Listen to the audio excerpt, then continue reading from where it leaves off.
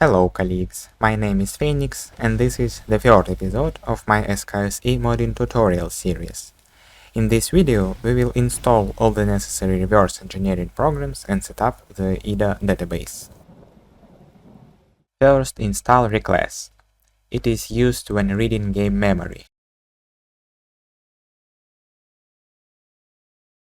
Go to the Git repo, download, extract wherever you want. I will do this in the download folder, but I suggest you to use a different directory.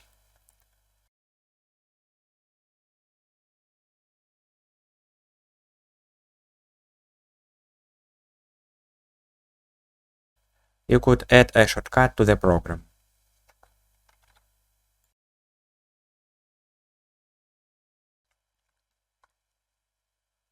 Secondly, cheat engine. It is also used to read memory, but it's basically a debugger.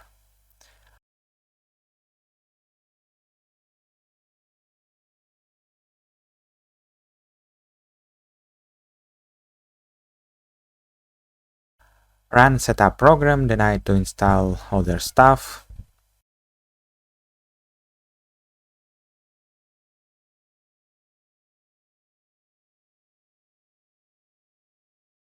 Done. Cheat engine has a great built-in tutorial. I highly recommend that you go through it before you start working with Skyrim.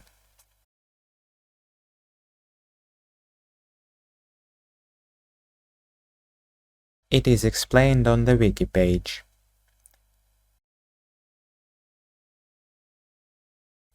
Guided hacking has several videos about reverse engineering.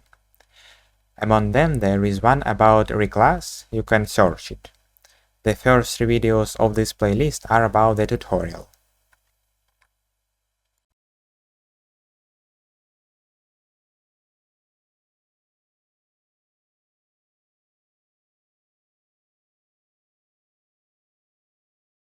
And the last one is IDA. This will help you understand what is going on in the game binary. Of course, you can just use things that others have already explored. I think it's boring and limited. When I wanted to disable NPC attacks without stamina, there were no good known ways to do it. I started to reverse and discovered the whole empire of combat behavior trees in the game. Therefore, I suggest that you use known things for your mods, but feel free to understand new game concepts, use them in your plugins, and share them with the community. IDA was given to me at the university. It is a paid program, so I cannot just put the zip file in the description. I am not even sure if it will work on your computer this way. In any case, you can just buy it or get it some other way. I'm assuming you got the IDA somehow. Now we need a Python. IDA 7.4 supports version 3. Check your IDA version and install either 3 or 2. To get version 2, you can use my link. To get version 3, just click download button on the website.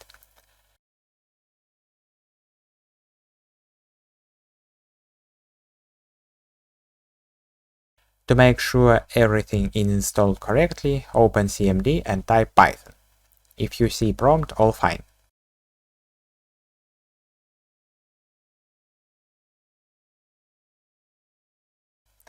Otherwise, you must add the path to Python in your path environment variable. Also add scripts folder. If you have a pirated copy of the game, skip the next step. We will remove Steam DRM from your binary. Pirated copies already without Steam DRM. We will get a new binary file that you should use while reversing and debugging. For this we need Steamless. Download from Git releases. You will probably only use it once, so you can extract it in Downloads folder and remove after a successful unpacking. Run the program. Choose File.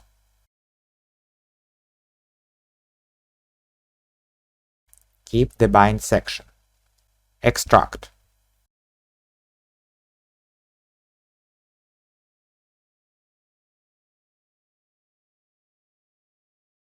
there is a new unpacked file. Backup the old one, rename the new one, and use it for everything. Now we will set up the IDA database. It is too hard to work with such large binaries from scratch. Luckily, there are a few steps that pass some reversed classes and functions into your database to make it easier to get started. There are many classes and functions that are not yet discovered, therefore you will expand your database when developing plugins. We need the Class Informer IDA plugin.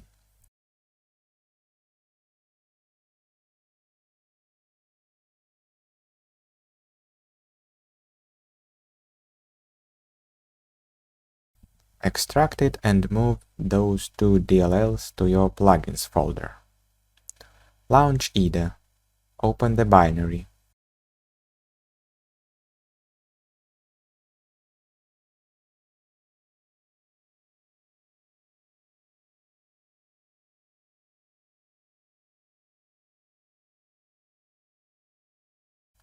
There is no PDB.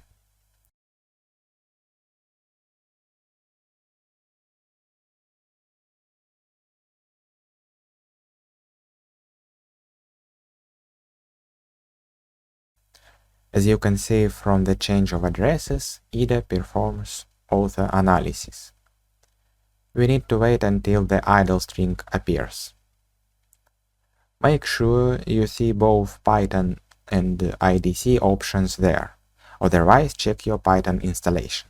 You can use this console as interactive Python prompt. As you can see, the author analysis is completed. Then go to RE server. Check your IDA version and download the proper file. There is a guide in the README, so let's just follow it. Go to Edit, Plugins, Class Informer. Run and wait. This plugin reads RTTI and places structs with proper names with structs for VF tables. Save database. Import header.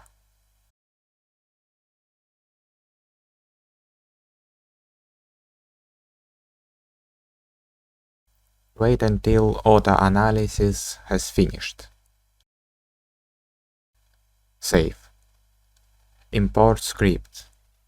Wait until auto-analysis has finished. So we have installed all the programs. It is time to test something. We will start with ReClass. Let's observe the coordinates and the angle of view of the player. As we know, player character is inherited from TestObjectRefer, so the player structure at offset hex 40 will have a data field. That is, at offset hex 40 there will be a pointer, and after this 2 3D points. Let's find these values in the game's memory. First, ReClass needs to be configured to run as administrator.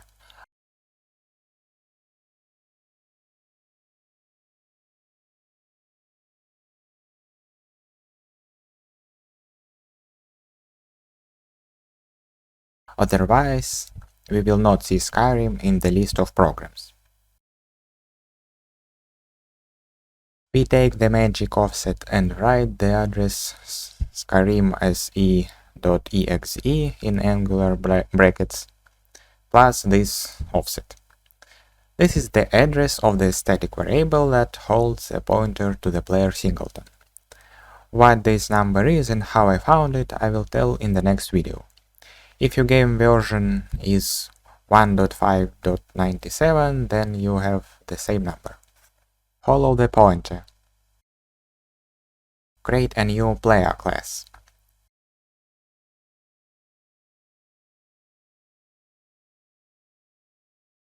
The first field we see is a pointer to the game file, which has pointers to code. These are virtual functions, and the first field of player is a virtual table pointer. Look at the value at offset hex 14. There are only hex 10 and hex 18 here, so you need to split 8 bytes into 2 by 4 bytes.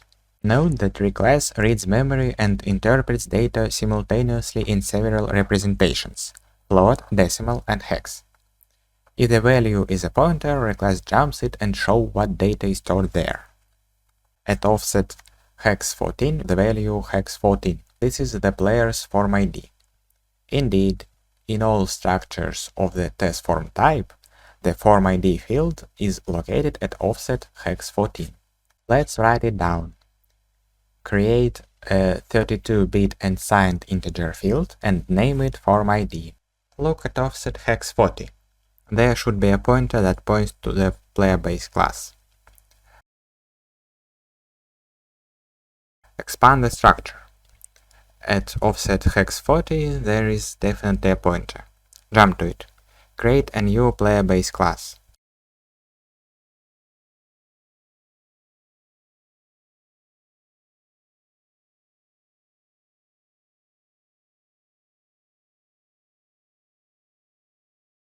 Look at the form ID. 7, same as in creation kit, right? Go back to the player structure and look at the offset hex 48.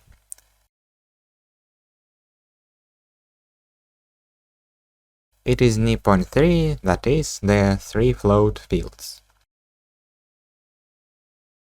Float, float, float. Angle X, angle Y, angle Z. Then there are 3 more floats.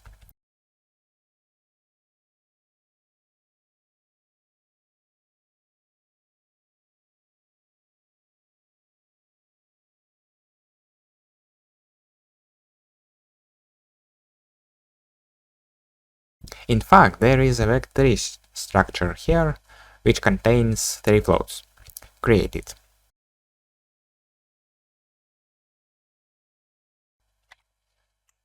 Now let's look at the coordinates. I stay. The numbers don't change.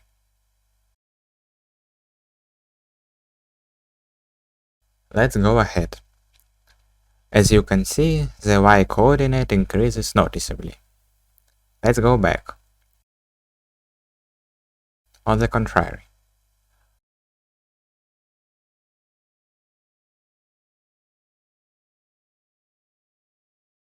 To the right, the x coordinate is increasing. Now decreasing.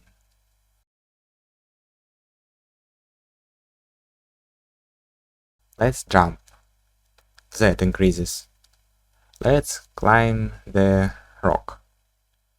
It's 100 more. Let's watch the angle. I look along the y-axis. The z angle is almost 0. If I turn to the right, the angle increases.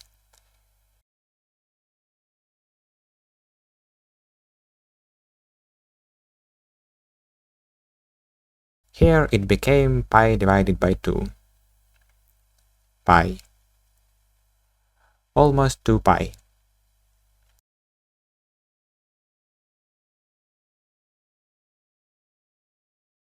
And again 0. X depends on how high I look. Down is pi divided by 2. Up is minus pi divided by 2. Straight is 0. You can also change the values directly in the program, but this will not work with the coordinates since this processes by the game engine.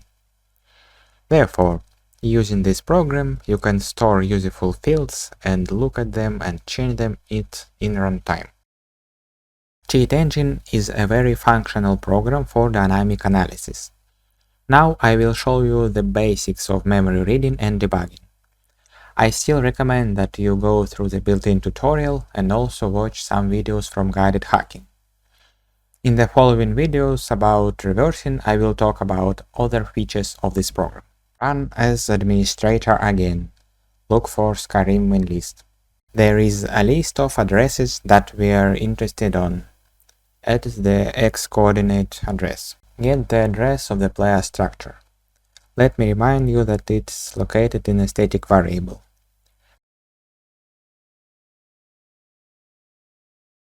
Copy the value of the variable and create a new address with an offset.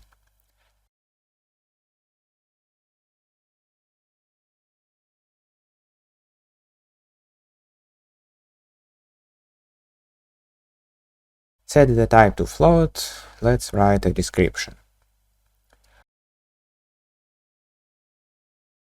Oops, wrong number.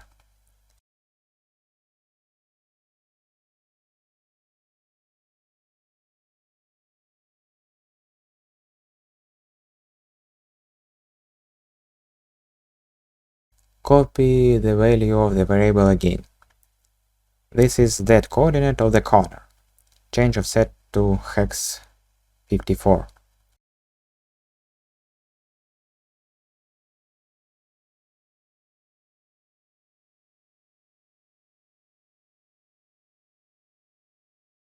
We can also walk around and observe the change in the variable.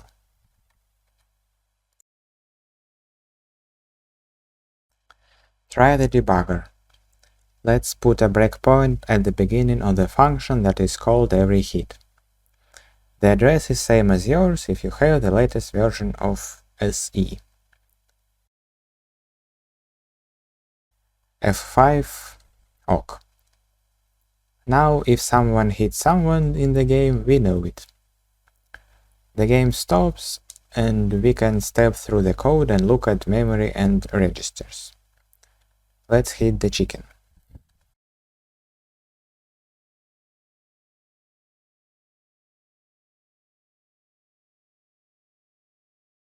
As you can see, the game has stopped. The call stack has appeared. Look at RCX value. Open ReClass again, insert the value.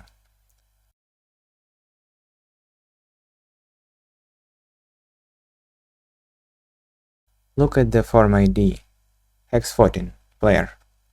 That is, when the function called, the player is in RCX register. That is an attacker. Look at RDX. Put it there.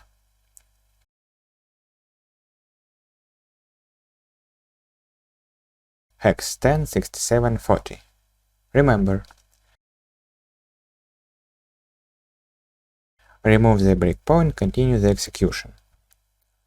Look at the form ID of the chicken.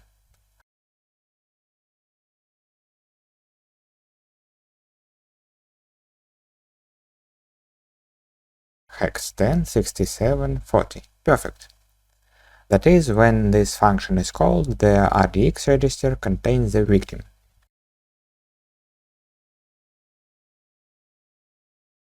As you can see, ReClass can show class names and hierarchy using virtual functions table. I don't know why I don't do that for the player. IDA is a disassembler and decompiler, a program for static analysis. Let's understand how the game determines blocks chance. As we know, the game has game settings responsible for this. They have a name. Those names are stored in the binary. Open the list of strings by clicking Shift plus F12 and look in it. Search for block.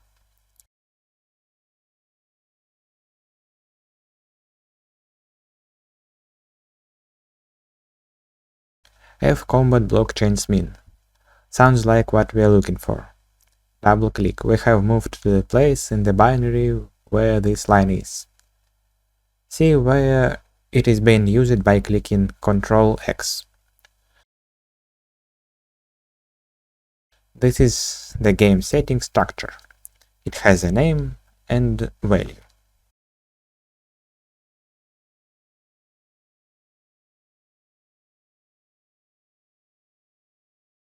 The value in hex looks weird, because it's a float number.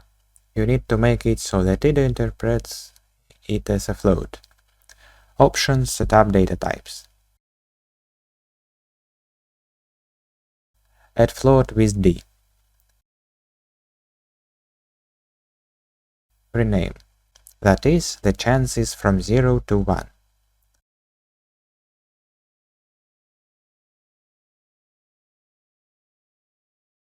Let's see where they are used. Ctrl X again.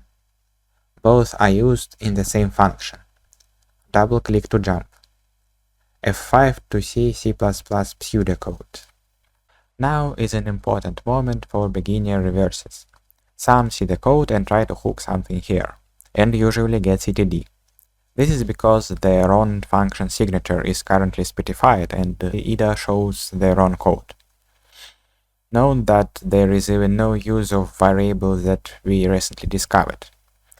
In the next video, I'll show you how to get function signatures, which is, in my opinion, is the most important thing when working with IDA.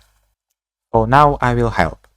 Look at the very end of the function. There is a move to XMM0 register. This means that the function returns a float. Fix the signature by pressing Y.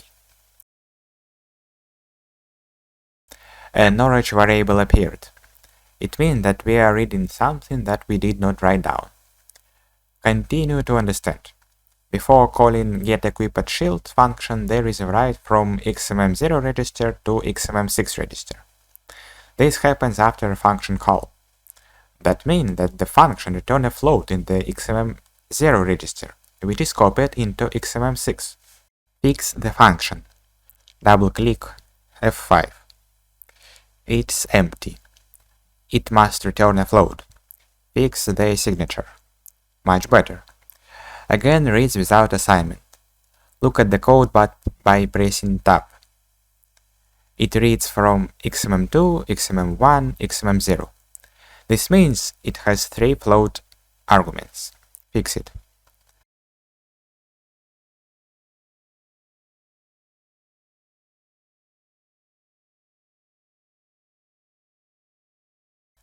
What is it doing? Possibly this is min,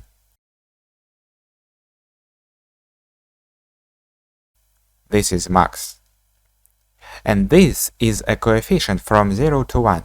Depending on it, the function returns numbers from min to max. I congratulate you, we have decompiled the first ever function. Go back. Press F5 to refresh everything. Notice how the function has changed. We finally see 2 game settings. Rename the function.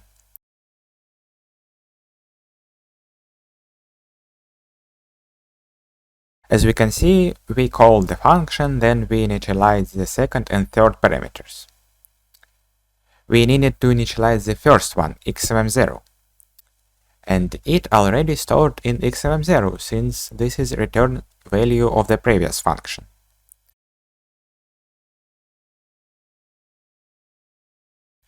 Fix the signature. You can check yourself by looking at the code. Indeed, there is a write in XMM0.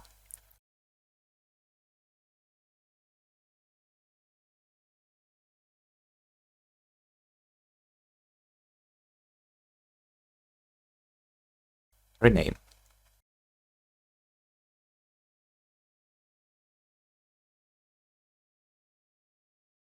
Bind the variable by clicking on equals. Once again.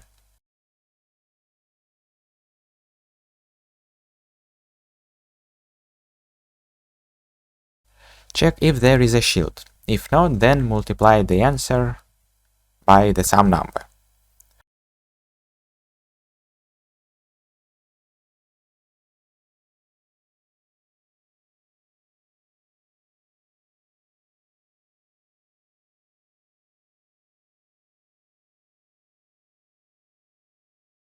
Let's see what we multiplied to the answer. We got into game settings again. Press D to change representation. Rename. Logically, NPCs rise a block 4 times less often without a shield. Oops, I wrote the wrong comments. Never mind. Let's go to cheat engine and zero this address. Now the NPC will not raid the shield.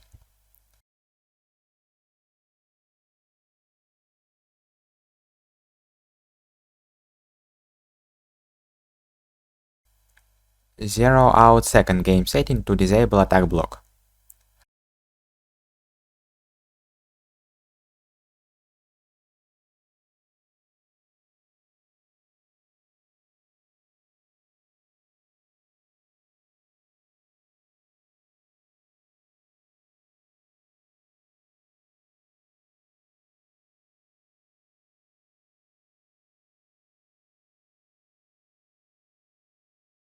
Look, as you can see, there is no block raise or attack block. Let's allow to raise a shield.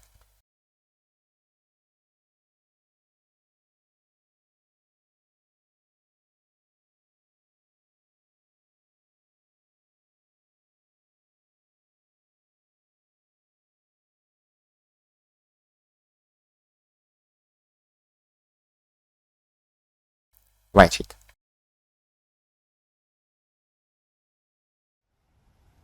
You may ask, why don't we just nullify these two game settings in Xedit? It turns out that once you understand the logic of a function, you can hook somewhere and add new functionality to the game. For example, deny blocking when there is no stamina. If you nullify a game setting, you deny block for everyone permanently. Today we installed all the programs for reversing and tried to use them. Watch the guided hacking video and practice. See you in the next video. I will tell you how to use address library, how to hook and find out the signature of function.